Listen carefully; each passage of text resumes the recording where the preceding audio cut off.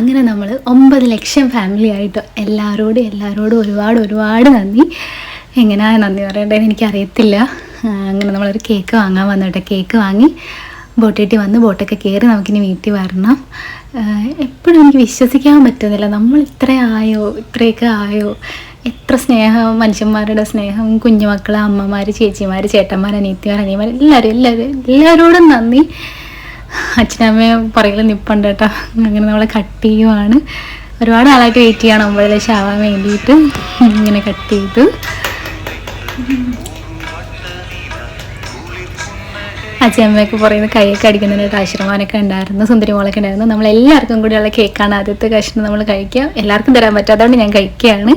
നമ്മൾ പാത്രമൊക്കെ എടുത്ത് വന്ന് ഇനി അപ്പുറത്ത് നമ്മൾ കേക്കും കൂടെ കൊടുത്ത് നമ്മുടെ ആഘോഷം കഴിയും. എല്ലാവരോടും ഒരിക്കൽ കൂടി താങ്ക് യു സോ മച്ച്. അയ്യോ, ഒരുപാട് സന്തോഷം. അപ്പോൾ അത്രയേ ഉള്ളൂ. Thank you.